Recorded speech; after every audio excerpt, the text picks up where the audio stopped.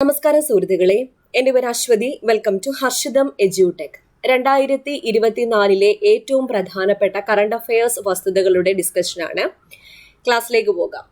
ആദ്യത്തെ ഫാക്ട്: ലോക്സഭാ തെരഞ്ഞെടുപ്പുമായി ബന്ധപ്പെട്ട് സ്ഥാനാർത്ഥികൾക്കും രാഷ്ട്രീയ പാർട്ടികൾക്കും വിവിധ അനുമതികൾ ലഭ്യമാക്കുന്നതിന് തെരഞ്ഞെടുപ്പ് കമ്മീഷൻ ഒരു പോർട്ടൽ തയ്യാറാക്കിയിരുന്നു.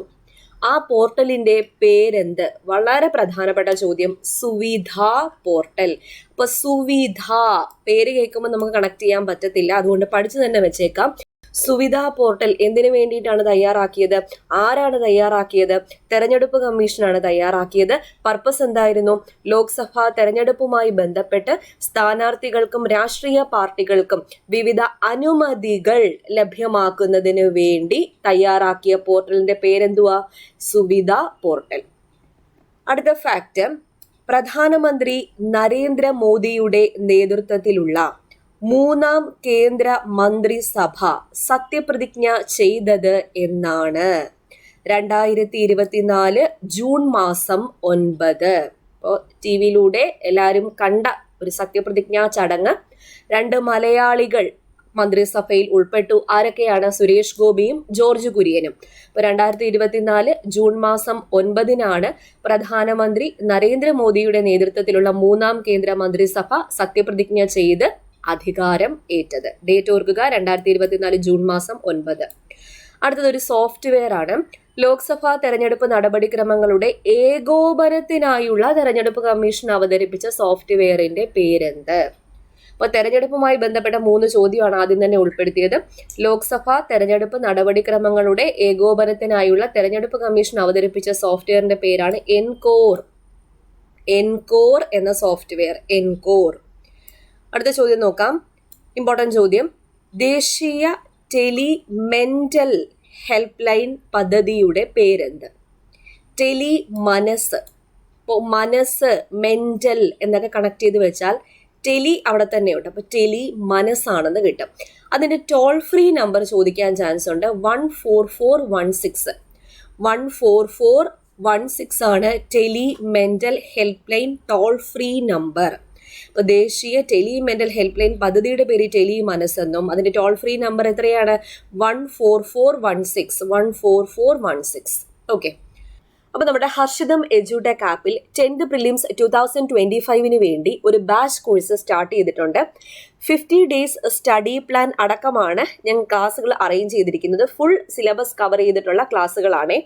അതായത് നമ്മുടെ 10th പ്രിലിംസിന് വേണ്ട GK, science, maths and mental ability, current affairs ഫുള്ളായിട്ടുള്ള പാക്കേജാണ്. SCRT ബേസ്ഡ് ക്ലാസ്സുകളും ഉണ്ട്. കൂടാതെ എന്തെങ്കിലും ഡൗട്ട് ഉണ്ടെങ്കിൽ അപ്പോൾ തന്നെ എന്നോട് ചോദിച്ച് ക്ലിയർ ചെയ്യാനുള്ള ഓപ്ഷനും ആപ്പിൽ പ്രൊവൈഡ് ചെയ്യുന്നുണ്ട്.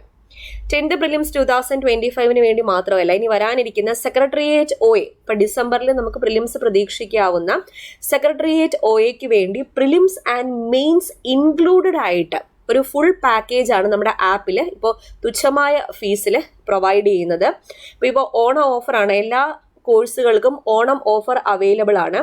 പിന്നെ LDC ബാച്ച് കോഴ്സ് പോകുന്നുണ്ട്. അപ്പോൾ LDC ഇപ്പോൾ ലാസ്റ്റ് നടന്ന പത്തനംതിട്ട, തൃശ്ശൂർ, കാസർഗോഡ് ജില്ലകളുടെ വരെ റിലേറ്റഡ് ഫാക്ട്സ് ഉൾപ്പെടുത്തിയാണ് ആപ്പിൽ ക്ലാസ്സുകൾ അറേഞ്ച് ചെയ്തിരിക്കുന്നത്. അതും ഫുൾ സിലബസ് കവറേജ്. എല്ലാ കോഴ്സുകൾക്കും ഏത് കോഴ്സ് എടുത്താലും അതിൽ ഡൗട്ട് ക്ലിയറിംഗ് നിങ്ങൾക്ക് അതിൻ്റെ കൂടെ തന്നെ ഉണ്ടായിരിക്കും. എന്നോട് തന്നെ ഡയറക്റ്റ്ലി ചോദിച്ച് ഡൗട്ട് ക്ലിയർ ചെയ്യാനുള്ള ഓപ്ഷൻ ഉണ്ടായിരിക്കും. കേരള ബാങ്ക് OAയുടെ ബാച്ച് കോഴ്സ് ഉണ്ട്. LGSന്റെ ബാച്ച് കോഴ്സ് ഉണ്ട്. അങ്ങനെ വിവിധ ഇനി വരാനിരിക്കുന്ന എല്ലാ PSC പരീക്ഷകളുടെയും ബാച്ച് കോഴ്സ് നമ്മുടെ ആപ്പിൽ അവൈലബിൾ ആണ്. അപ്പോൾ ഹർഷിതം എജ്യൂടെക് ആപ്പിലാണ് ക്ലാസ്സുകൾ വരുന്നത്. ഇപ്പോൾ ഉള്ള ഓഫേഴ്സ് ഒക്കെ പരമാവധി പ്രയോജനപ്പെടുത്താം. കാരണം ഇനി പരീക്ഷാകാലം വന്നെത്തുകയായി. അപ്പോൾ അതിനുവേണ്ടി വെയിറ്റ് ചെയ്തിരിക്കാതെ ഇപ്പോഴേ പഠിച്ചു തുടങ്ങിക്കോളാം. ഇപ്പോൾ 2025 വരാനിരിക്കുന്ന VFA, village field assistant, company LGS, assistant prison officer മുതലായ പരീക്ഷകൾ മുന്നിൽ കണ്ട് ഇപ്പോൾ കുറച്ച് ബാക്കിലേക്ക് നിൽക്കുന്ന ആൾക്കാർ ഫ്രണ്ടിലേക്ക് വന്ന് ഇപ്പോഴേ പഠിച്ചു തുടങ്ങിക്കോളൂ. അതിന് വേണ്ടിയിട്ട് നല്ലൊരു പ്ലാറ്റ്ഫോമാണ് ഹർഷിതം എജ്യൂടെക് ആപ്പ് വഴി ഒരുക്കിയിരിക്കുന്നത്. ഓക്കെ, അപ്പോൾ ആപ്പ് ഡൗൺലോഡ് ചെയ്യുക. അടുത്ത ചോദ്യം. 3-ാം തവണയും അധികാരത്തിൽ ഏറിയതിനു ശേഷം പ്രധാനമന്ത്രി നരേന്ദ്രമോദി സന്ദർശിക്കുന്ന ആദ്യ വിദേശ രാജ്യം ഏതാണ്? സാധ്യതാ ചോദ്യമാണ്. 3-ാം തവണയും അധികാരത്തിൽ ഏറിയതിനു ശേഷം പ്രധാനമന്ത്രി നരേന്ദ്രമോദി സന്ദർശിക്കുന്ന ആദ്യ വിദേശ രാജ്യമാണ് ഇറ്റലി. ഇറ്റലിയാണ് അദ്ദേഹം ആദ്യം സന്ദർശിച്ചത്. അടുത്ത ചോദ്യം, കുടുംബശ്രീയുടെ സംസ്ഥാനതല കലോത്സവമായ അരങ്ങ് 24 അതായത് 2024 വേദി കാസർഗോഡാണ് അരങ്ങ് 24 വേദി. ഒഡീഷയുടെ പുതിയ മുഖ്യമന്ത്രിയായി തെരഞ്ഞെടുക്കപ്പെട്ടത് ആരാണ്? മോഹൻ ചരൺ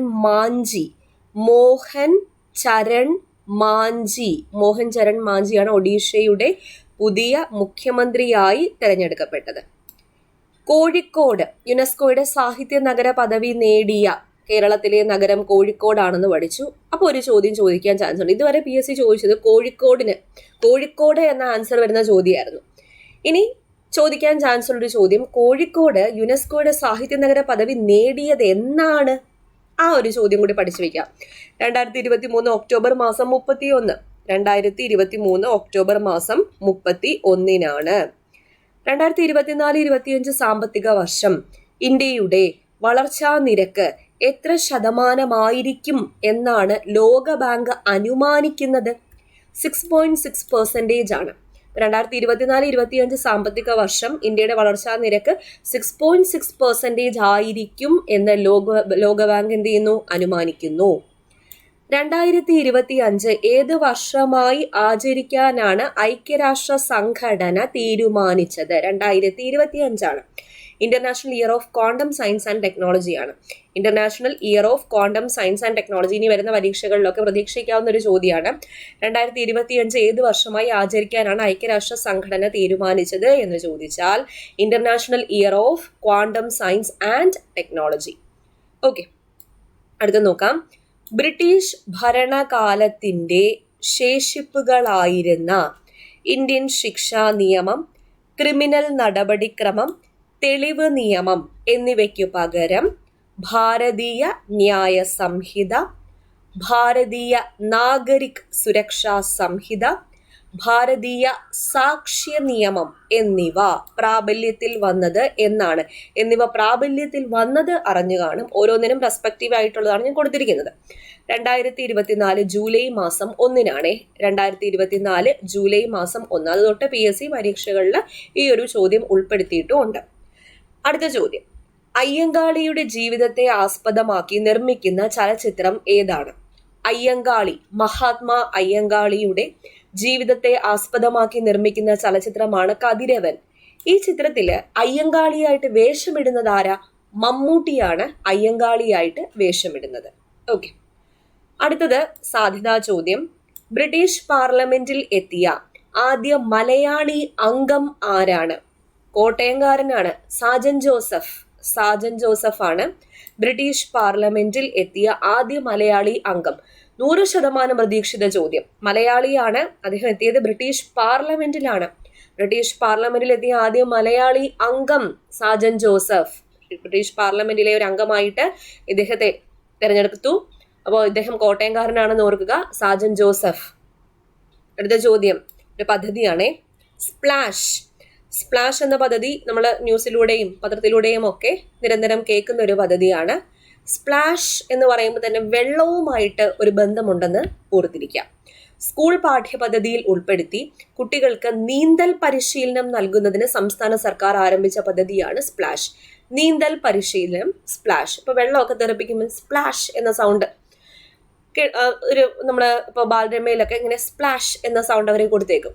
അപ്പൊ അത് വെള്ളത്തിനെ സൂചിപ്പിക്കുന്നതാണെന്ന് കിട്ടിക്കഴിഞ്ഞാൽ നീന്തൽ പരിശീലനമാണെന്ന് അവിടെ കണക്ട് ചെയ്യാൻ പറ്റും.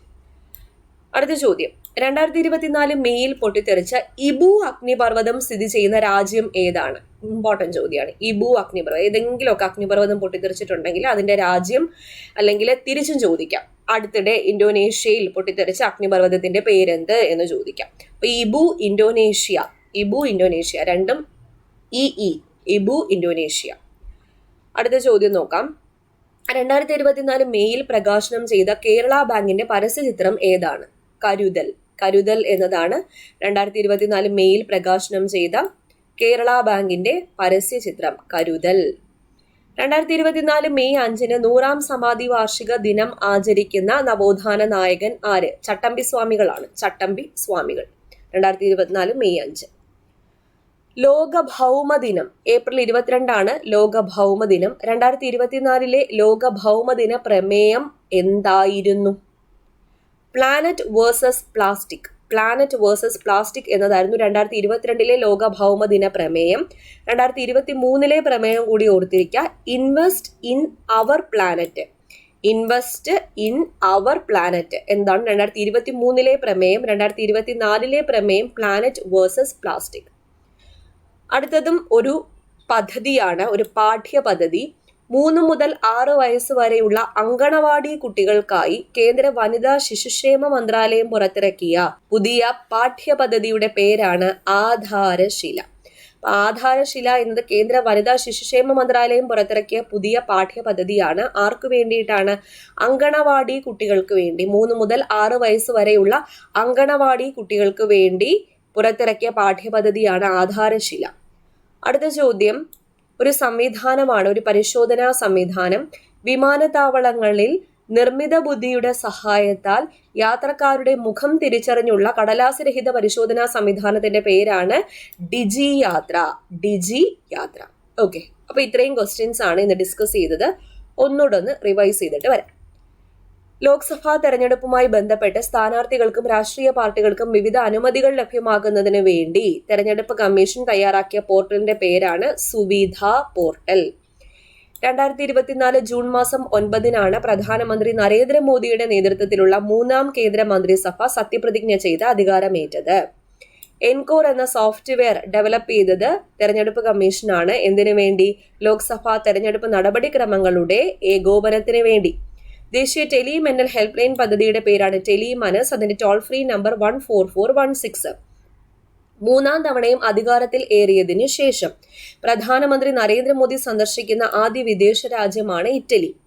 കുടുംബശ്രീയുടെ സംസ്ഥാനതല കലോത്സവമായ അരങ് 24ന്റെ വേദി കാസർഗോഡാണ്.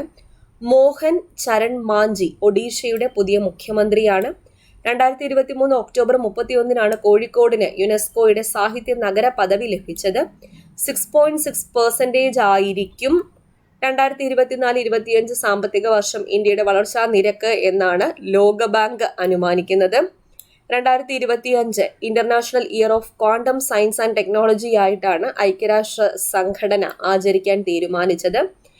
ഇന്ത്യൻ ശിക്ഷാ നിയമം, ക്രിമിനൽ നടപടിക്രമം, തെളിവ് നിയമം, ഭാരതീയ ന്യായ സംഹിത, ഭാരതീയ നാഗരിക് സുരക്ഷാ സംഹിത, ഭാരതീയ സാക്ഷി നിയമം, അതായത് അവയ്ക്ക് പകരം ഈ 3 കാര്യങ്ങൾ നിലവിൽ വന്നത്, പ്രാബല്യത്തിൽ വന്നത് 2024 ജൂലൈ മാസം 1 കതിരവൻ എന്ന ചിത്രം അയ്യങ്കാളിയുടെ ജീവിതത്തെ ആസ്പദമാക്കി നിർമ്മിക്കുന്നു. മമ്മൂട്ടിയാണ് അയ്യങ്കാളിയായിട്ട് വേഷമിടുന്നത്.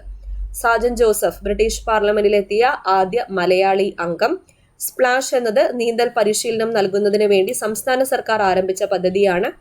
ഇബു അഗ്നിപർവ്വതം ഇന്തോനേഷ്യയിലാണ് സ്ഥിതി ചെയ്യുന്നത്. കേരള ബാങ്കിന്റെ പരസ്യ ചിത്രം കരുതൽ. ചട്ടമ്പി സ്വാമികളുടെ 100ാം സമാധി വാർഷിക ദിനം ആചരിച്ചു. 2024 ഭൗമദിന, ലോക ഭൗമദിനം എന്നാണ് ഏപ്രിൽ 22. പ്രമേയം planet versus plastic. 2023 invest in our planet. Aadharshila എന്നത് അങ്കണവാടി കുട്ടികൾക്ക് വേണ്ടിയിട്ടുള്ള പാഠ്യപദ്ധതിയാണ്. ആര് പുറത്തിറക്കിയ? കേന്ദ്ര വനിതാ ശിശുക്ഷേമ മന്ത്രാലയം പുറത്തിറക്കിയ പുതിയ പാഠ്യപദ്ധതിയാണ് ആധാരശില. ഇനി കടലാസ് രഹിത പരിശോധനാ സംവിധാനം ഡിജി യാത്ര എന്തിനു വേണ്ടിയിട്ടുള്ളതാണ്? വിമാനത്താവളങ്ങളിൽ നിർമ്മിത ബുദ്ധിയുടെ സഹായത്താൽ യാത്രക്കാരുടെ മുഖം തിരിച്ചറിഞ്ഞുള്ള കടലാസ് രഹിത പരിശോധനയാണ് ഡിജി യാത്ര. ഓക്കെ, അപ്പൊ ഇത്രയും ക്വസ്റ്റ്യൻസ് ആണ് ഇന്ന് ഡിസ്കസ് ചെയ്തത്. മനസ്സിലായി എന്ന് വിചാരിക്കുന്നു. ക്ലാസ്സിൽ നിന്ന് തന്നെ പഠിച്ചു പോയി എന്ന് കരുതുന്നു. അപ്പോൾ അടുത്ത ക്ലാസ്സിൽ വീണ്ടും കാണാം.